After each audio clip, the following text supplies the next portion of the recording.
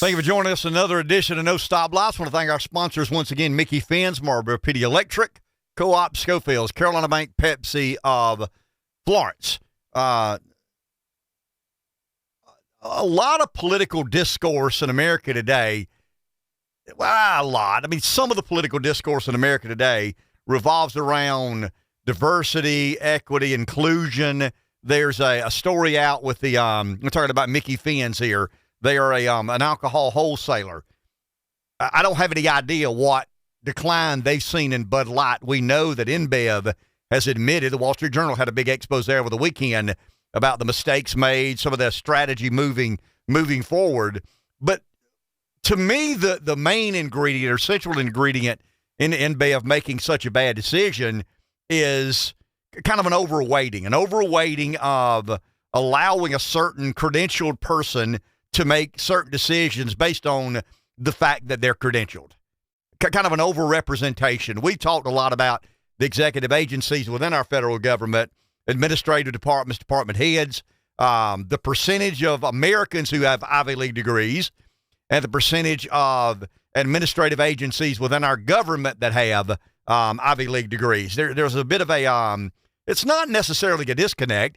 You could argue the best and brightest go to the Ivy League institutions. Therefore, they should be in charge of major administrative agencies within the government. Or you could say the credential class is overrated. We embellish the value of those folks who went to Ivy League schools, and I guess Stanford, Vanderbilt, Duke, some of the other non-Ivy League, yet prestigious academic institutions would be highly regarded. But I remember the moment that I heard that a Harvard-educated female was put in charge of the Bud Light branding and marketing. I didn't hear that when the, I mean, obviously, they've got no business letting me know, hey, Ken, is it okay if we hire, this person to be head of marketing and branding at Anheuser-Busch, InBev, the parent company? But when, if somebody had asked me that, if before the fact someone from Anheuser-Busch or InBev had said, hey, beer drinking dude from Pamplico, we're thinking about hiring an Ivy League educated female to head up our branding and marketing in North America, I would have probably said something to the effect of, have you lost your damn mind? That doesn't make any sense. But we've created these worlds, these they're not fiefdoms, but they're worlds of consequence, a lot of authority, a lot of influence, a lot of ability to sway the debate one way or another, are in the hands of some of these credentialed people.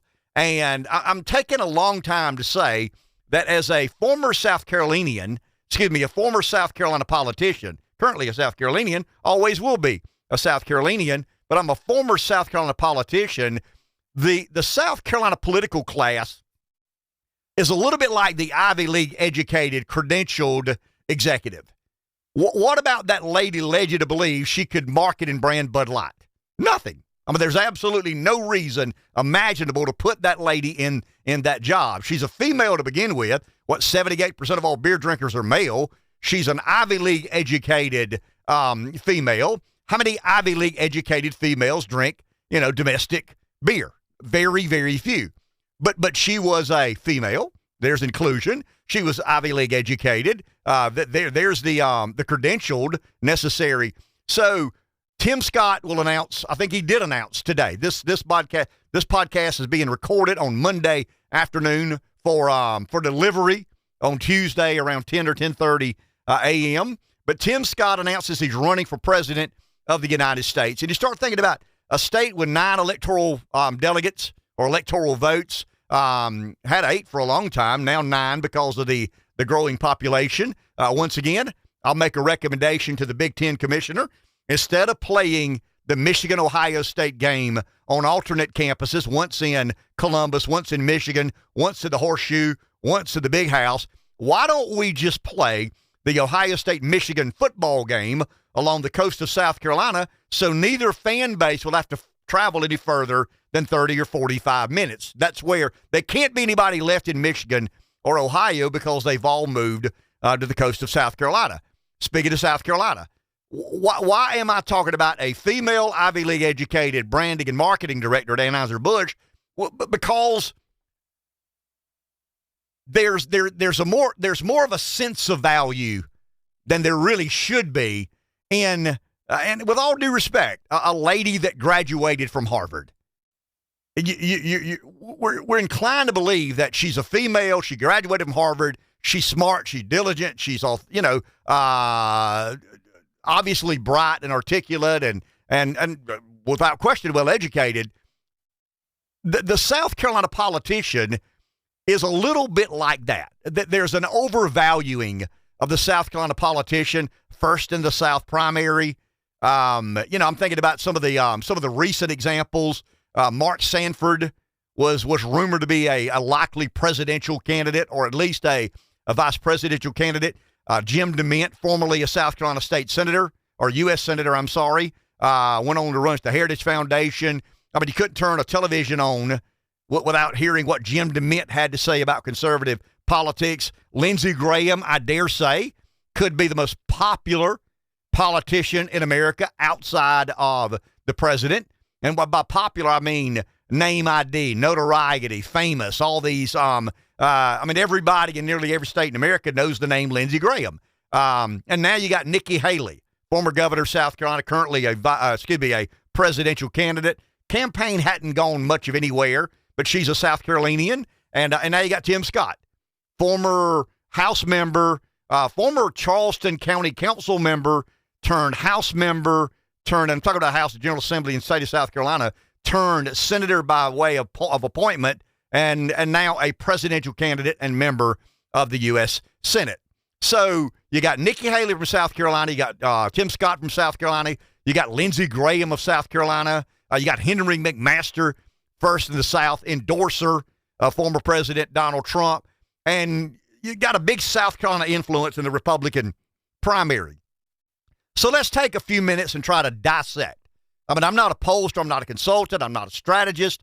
I'm a former office holder who believes he has a pretty good understanding of where the sentiment of the average American voter is. Tracking the 2024 Republican primary. Morning Consult has kind of an interesting poll this morning. Trump leads DeSantis by 43 points among GOP primary voters. Donald Trump's at 61%. Ron Desantis at 18%, Mike Pence at 6%, Nikki Haley at 4%, Vivek Ramaswamy at 4%. Now, this doesn't include Tim Scott because he hadn't made his announcement yet. Then you got Liz Cheney, Greg Abbott. It does have Tim Scott. Tim's at 1%, Asa Hutchinson 1%, Kristi Noem, and then the proverbial someone else is at about 1%. So let's chew on this data or these numbers for just a second as we head in to Memorial Day weekend, because Memorial Day weekend is kind of it's not the official start of summer, but it's when the summer kind of sort of begins, especially down south, and people begin to check out on some of the normal routine-ish. We host a radio show in the morning, 6 to 10. It's obvious there's a big drop-off in listenership from 6 to 7 in the mornings. We're not getting anywhere near as many phone calls. Kids are out of school. People are adjusting their routines, that they're calibrating to a summer model. It'll be like this until August when kids go back into school. There'll be a lot of traveling, a lot of flexible schedules that'll kind of carry the day and rule the roost from now until Labor Day. You live near the coast. I mean, we're kind of we're both blessed and cursed to be near the coast of South Carolina. It all begins Memorial Day. It all ends Labor Day. Forget what the actual seasonal changes are. I mean, that's the summer around here. And you'll have a noted increase in traffic, travel. It's a tourist destination. We're kind of along the way as people head to the coast of South Carolina. They just don't go home as much as they used to. They come, enjoy it, and stay. Pitch tent, and that's where the northern invasion has really taken hold. But let's go to the 61% Donald Trump, 18% Ron DeSantis. There's actually a tab here, second choices. And this is kind of interesting to me. Now, once again, Mike Pence is at 6%. He has no chance to win. Nikki Haley's at 4%, no chance to win. Vivek Ramaswamy at 4%, no chance to win. Liz Cheney, less than 1%, 2%, no chance to win. Greg Abbott hadn't even announced, no chance to win. Tim Scott recently announced 1%. Maybe not a chance to win, but a chance to audition for a place on on the America First platform. Asa Hutchinson running as kind of a protest candidate. You know, Trump's bad, America First and populism is bad. We need to get back to the good old days of neoconservatism and a Republican Party more interested in, open borders and open trade and all these other sorts of things.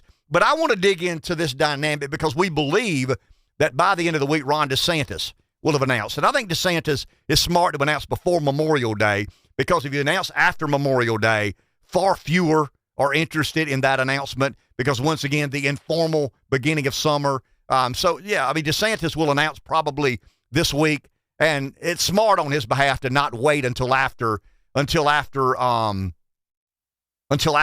Day. I mean, that's too late to do it, and you don't want to do it in the middle of summer because people aren't paying close attention. So I went back and tried to pull some data that I think will kind of set the table for the primary before we get to Memorial Day. We'll re-engage after Labor Day. I mean, don't get me wrong. There will be politicking. There will be campaigning. There will be sun fun in some states, and you'll bump into Republican candidates for president of Iowa, New Hampshire, and our good old South Carolina. But I wanted to kind of frame this in a pre-Memorial Day format. Trump's at 61. I don't buy that. DeSantis at 18. I don't buy that.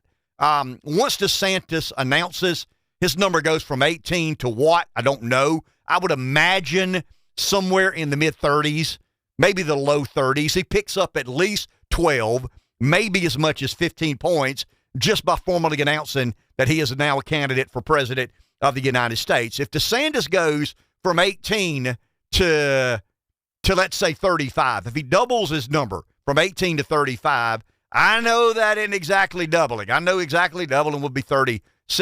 We're rounding off here for argument's sake. You don't take that out of Pence. You don't take that out of Haley. You don't take that out of Ramaswamy. You don't take that out of Cheney or Abbott or Scott or Hutchinson or Kristi Noem because there ain't enough there. I mean, you got to take it out of Trump. So when you look at the second choice of Trump voters, DeSantis is 44%. I mean, nearly half of Trump voters say Ron DeSantis is their second choice. How many Trump voters are saying I'm for Trump, but they're waiting on DeSantis? Now, once again, is Ron DeSantis really their second choice, or is Ron DeSantis their first choice, but he hadn't announced yet? So you see what I'm saying? I mean, I think the 18 is a bogus number. I think the 61 is a bogus number. I think Donald Trump's, the people that run his campaign will tell you 61 is a bogus number. And you got to believe, if you're DeSantis, that there's a big bump headed your way once you formally announce this. The second choice of DeSantis voters for Trump is 43%. That's kind of interesting to me. So I mean, that number tells me another interesting nugget. You know who the third choice is of Trump voters? Vivek Ramaswamy. You know who the third choice of DeSantis voters is? Nikki Haley. I mean, there's a little bit of establishment there. The Trump team has tried to argue that DeSantis is not to be trusted because he's an establishment figure. I mean, he's being sold to the American, or really the Republican primary voter, as an America Firster, but he's absolutely not. And that's kind of interesting that the Trump voters' third choice is Vivek Ramaswamy. The DeSantis voters' third choice is Nikki Haley. There is a little more of an establishment influence there. But I would imagine that once DeSantis announces, once they form a campaign, once they have chairs and co-chairs in all these states, Iowa, New Hampshire, South Carolina in particular, this race gets probably closer to 45-35. 45 Trump, 35 DeSantis. It doesn't affect Pence. I think Pence will always be less than 10. He's at 6% now. What can Mike Pence do to increase his numbers by 100%? There's nothing he can do. He can't get to 12%. Nikki Haley is at 4%. And I think the one thing Nikki's tried to do that you just can't do is have it both ways. You can't have it both ways with the Trump voter. We don't have enough history on the DeSantis voter. Can you have it both ways with the DeSantis voter? And I think what DeSantis does, you've got this linear graph, and we talked a lot about linear graphs. You've got this linear graph, and on one end is Donald Trump. and on the other is Liz Cheney. I mean, there's not just no love lost between the two. There are ideological differences. Liz Cheney would be ideologically a neoconservative. Donald Trump would be, if there's an ideology, it is America first. Totally different stances on trade, on immigration, on China, on globalism in general. And Nikki Haley was the first candidate that the establishment shopped to the Republican primary voter. It was kind of a test balloon. Can we sell Nikki Haley as a conservative and an America First candidate? And I just don't think you can do that. And I'll tell you, coming out of the gate, Ron Desantis has to declare himself an America First candidate. He's not going to be as America First as Donald Trump. I mean, Donald Trump is the godfather of America First, but Ron DeSantis, I mean, you look at, he's got a body of work. I mean, there's a track record there. There's a history there of effective governance. It's in your face. It's combative. It's confrontational. The Republican primary voter seems to like that right now. And I'm trying to talk myself into believing that there's somebody other than Donald Trump or Ron DeSantis that could potentially be the Republican nominee in 2024, and there's just not. I mean, Chris Christie is, may or may not announce. It doesn't matter. I mean, where does Christie go? I mean, if 44% of Trump voters have DeSantis as their second choice, and 43% of DeSantis voters have Trump as their second choice, I mean, that's nearly everyone. I mean, that's about 75% of the Republican primary voter waiting on DeSantis. And once again, 61-18, that's not accurate. I mean, that's a Morning Consult number. And the only reason I looked at the Morning Consult number, they got a couple of sub-graphs here or kind of tabs to the side. Trend over time, second choices, hypothetical general election matchup, candidate favorability. I said something this morning, I actually wrote it down to make sure we repeated it today, that a lot of this will come down to the Republican primary voter having to make a calculus. Are you willing, or is it reasonable to have a 60% chance to get 75% of what you want, or a 40% chance to get 100% of what you want? The Trump voter wants Trump. Damn it. I mean, they want Donald Trump. They don't want Ron DeSantis. But will they at some point in time of the next year accept, a lesser America First, a 75% America First agenda? Once again, DeSantis is unproven. We don't know. The mistake that Nikki made, in my humble opinion, was trying to have it both ways. I've got a foot in America First, and I've got a foot in neoconservative land, and I'm a good enough and shrewd enough politician that I can pull it off. And maybe it's a little bit insulting to the Trump voter to lead them to believe that you're one of them, and also, go to New York City to Wall Street and try to convince them, you're one of them. I never understood. I mean, I understand the ego of a politician. I mean, I'm a former politician, still with an ego. You believe you can talk anybody into anything because normally you can. But when Nikki tried to have, a foot in this camp and a foot in that camp, that's a big stride. I mean, there's a big stride from here to there. And I just knew to begin with, as talented as I think Nikki Haley is on the campaign trail, as unique as she is as a Republican presidential candidate, I mean, she embodies the diversity. She's a Southern governor, a female of Indian descent. I mean, there are a lot of things there that we have looked for in Republican candidates over the years. You got Tim Scott now, an African American. Tim will be much more likable than Nikki. I'm not saying Tim's a better dude than she is a lady. I'm just saying Tim will come off as a much more likable candidate. But it seems to me that outside of Mike Pence, outside of Asa Hutchinson, outside of Liz Cheney, I mean, Cheney won't. Maybe she announced this for the hell of it, just to be kind of a thorn in the side of America First. But there's no way for Liz Cheney to get to 10%. I mean, there's no way for Nikki Haley to get 10%. There's no way for Kristi Noem to get to 10%. When you look at the number, and then you see the second choice number, and you realize that the DeSantis voter is committed to DeSantis, but they'll vote for Trump. The Trump voter's committed to Trump, but they'll vote for DeSantis. They may go for Vivek Ramaswamy. I mean, that may be as far down the road as they go. The DeSantis voter is going to be a little more establishment-oriented. I didn't say an establishment voter.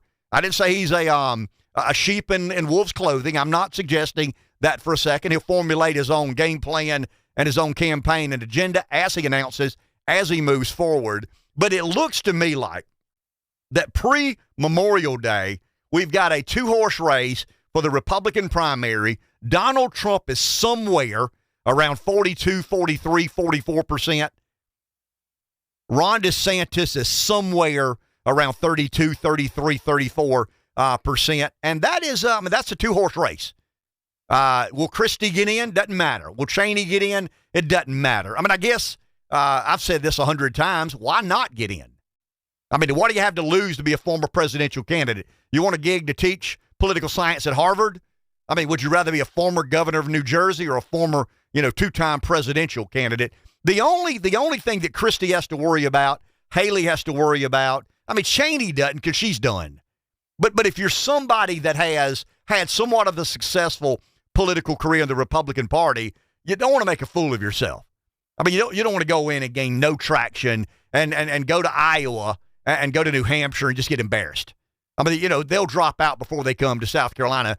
But if you go to Iowa and you just don't resonate at all, you go to New Hampshire, don't resonate at all, take a former governor of South Carolina, a former governor of Arkansas, a former congresswoman from Wyoming whose father was, a vice president. I mean, you just don't want to tarnish the brand. You don't want to damage the brand or image. Now, I'll say this. There's a lane for Tim to get to 10. I'm not sure I know what lane it is, but Tim's a likable guy, and he's going to run a campaign on optimism. The American dream. He's got a very compelling life story, and his life story will be, it's not tainted. Nikki's life story is tainted now. I mean, there's still a life story there, but the life story includes ambassador to the United Nations, running in circles that outsiders just don't run in.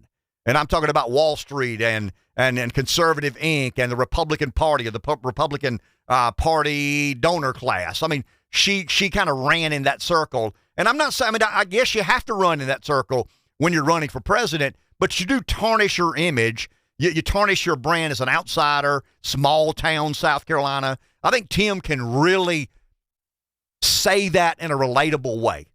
So of all the candidates not named Donald Trump, not named Ron DeSantis, the only two that I think could potentially get in double figures, I don't want to say Pence can't.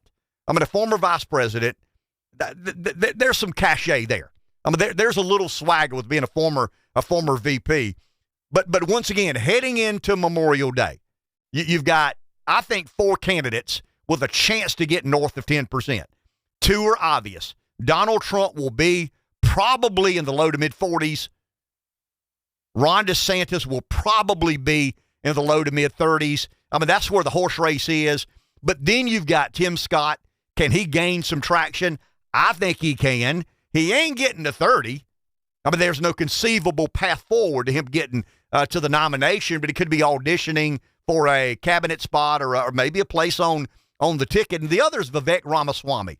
And the reason I think Vivek Ramaswamy and Tim Scott will resonate with a certain percentage of our electorate is we've always said we need inspiring minorities. We need inspiring people who aren't stale, pale, and male. Tim Scott is not stale, pale, and male. Vivek Ramaswamy are not stale, pale, and male. I guess by definition, Trump is stale, pale, and male. DeSantis is stale, pale, and male. Let me say this. DeSantis and Trump are pale and male. I don't think they're stale.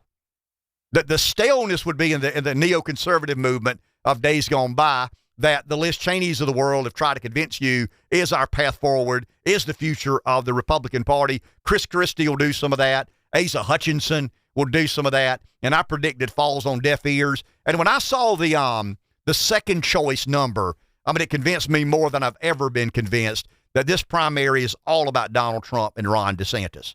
And for those who believe it's a coronation, it's inevitable, and I guess Trump's messaging now is, it's inevitable.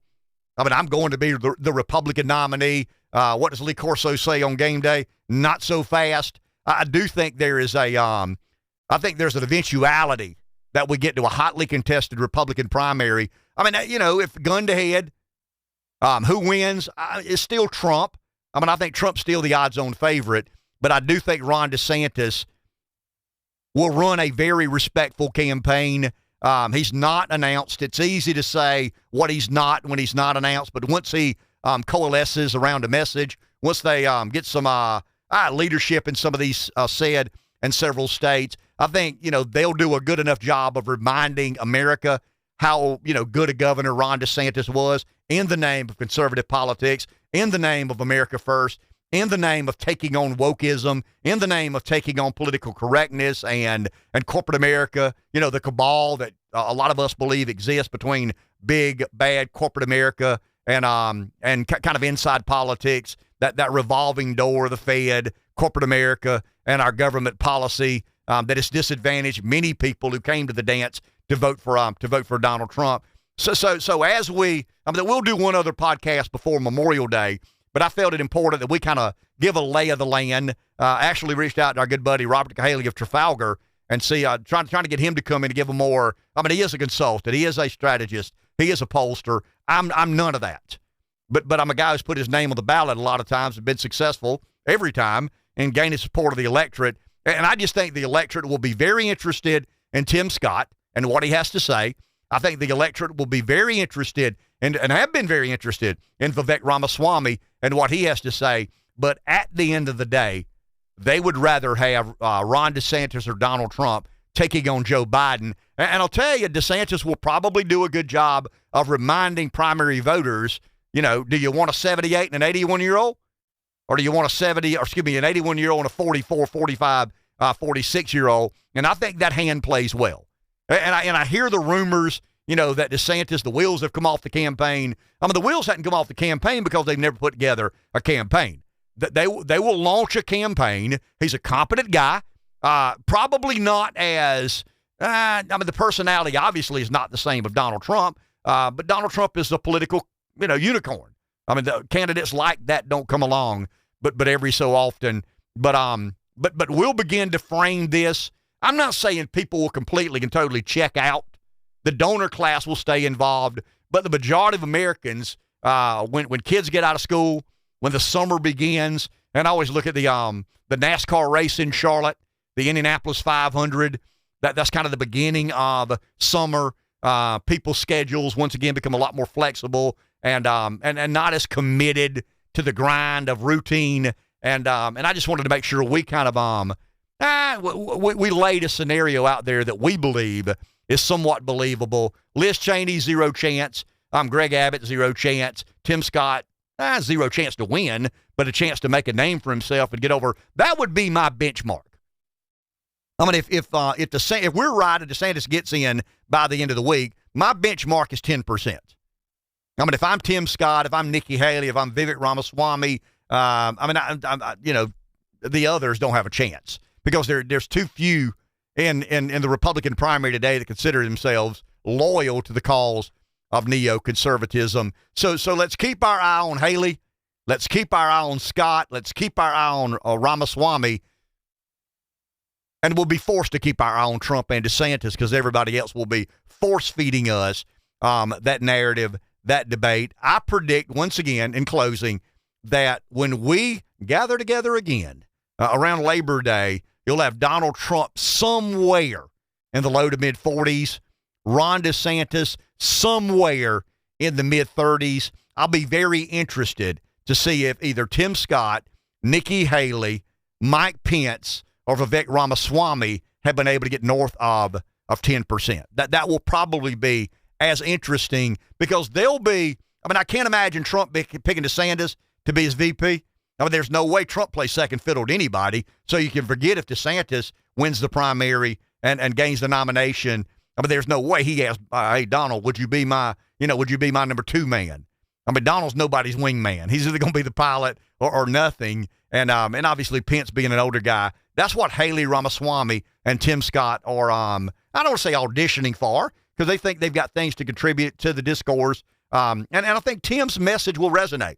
It will be that of optimism. If I can do this in America, despite all of its flaws and fallacies and problems, then anybody certainly can. I want to thank our sponsors. Carolina Bank serves communities throughout northeastern South Carolina, offering a wide range of services to meet every personal or business need, from straightforward accounts to complex finances. They're prepared to help you reach your financial goals. Carolina Bank, banking on tradition since 1936. Member FDIC. Schofield's Ace Hardware, your one-stop shop for all hardware, paint and lawn and garden needs, plus all things sporting goods, including firearms, safes, clothing, footwear, and more. Pepsi of Florence represent the entire product line of PepsiCo, one of the world's leading food and beverage companies. Pepsi of Florence also serve brands from other great companies such as Dr. Pepper, Canada Dry, Lipton Tea, Gatorade, and various regional brands. Micky Finn's largest South Carolina liquor wholesaler,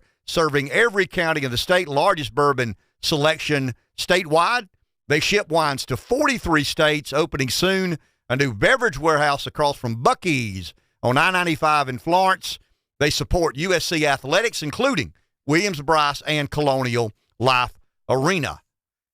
Marlboro PD Electric Co-op. If you're in big business and looking for an industrial park in the South to build your new plant, consider Marlboro PD Electric Co-op's new PD Commerce Center, an industrial park located at the I-95 exit in Florence, South Carolina. Check it out at MPDC Co-op or PDEC.com.